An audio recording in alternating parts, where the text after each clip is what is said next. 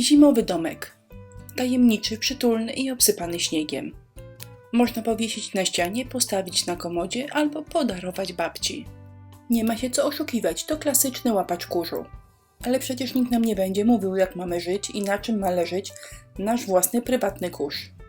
Jeszcze jeden rzut oka i jeżeli Wam się podoba mój kurzołapacz, to zapraszam na film. Domek z HDF-u, wysokość 30 cm. Ten materiał ma śliską powierzchnię, więc żeby do niego wszystko fajnie łapało, warto zagruntować go primerem. Po wyschnięciu jeden przelot farbą i można już zaczynać zdobienie. Zacznę od przygotowania tła. To jest farba akrylowa. Niebieski, błękitny, szary, biały i co tam jeszcze namieszacie. Zanim zacznę dalsze zdobienie, wytnę okno. Jest piękne i występuje zarówno w papierze ryżowym, jak i w papierze do skrapa. Ja akurat korzystam z tego skrapowego.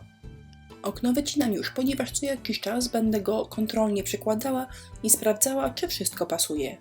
Szablon w cegiełki oraz primer o gęstości pasty. Nakładam nierównomiernie i całość pozostawiam do wyschnięcia. Serduszkiem w środku się nie przejmuję i tak za chwilę przykryję go okienkiem. Dokładność w nakładaniu pasty nie jest porażająca, ale tak ma być.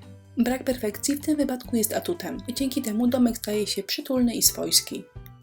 Perfekcyjnie białe cegiełki do niego także nie pasują, więc je odrobinę przybrudzę.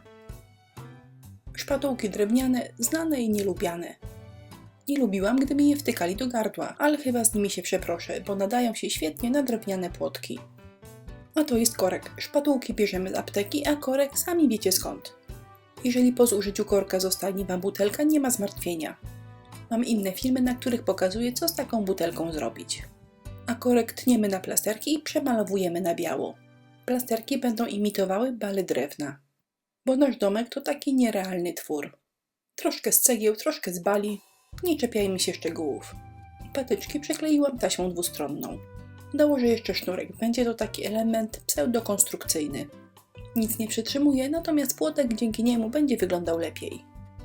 Do dachu także przykleję patyczki. Gdy stanie się szerszy, będzie się na nim lepiej prezentował sztuczny śnieg. Okno przykleję na końcu. Na razie staram się wszystkie przygotowane elementy skleić do kupy. W tej chwili do wszystkiego używam kleju na gorąco. A teraz przyszedł czas na bardziej finezyjne ozdoby. Delikatne wycinanki z birmaty albo sklejki. Gwiazdki, napisy i listki z ostrokrzewu. Wszystko przemalowuję na biało i posypuję brokatem. Okienko przykleję na taśmę dwustronną. A teraz nadeszła moja ulubiona chwila, czyli pasta śniegowa i heavy body gel. Zimowe szaleństwo zawieje i zamiecie śnieżne, czas zacząć. Jeżeli chodzi o pastę śniegową, to chyba nie mam żadnych zahamowań. Zawsze mi się wydaje, że czym więcej, tym lepiej.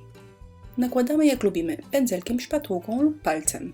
No i tutaj właśnie w trakcie szalejącej zimy coś mi się przypomniało.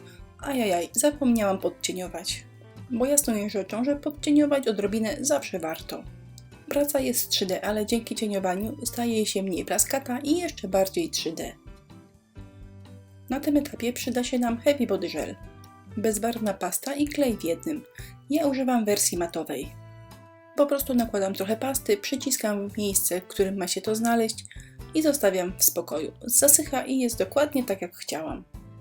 Zza komina filuternie wystawała będzie śnieżynka, a zwieńczenie dachu ozdobię kokardką i białymi listkami ostrokrzewu.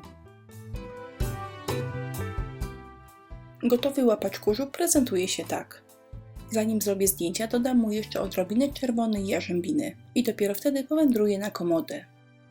Jak zwykle linki do wszystkich produktów użytych w filmie umieściłam w jego opisie. Dziękuję Wam za uwagę i życzę wesołych świąt.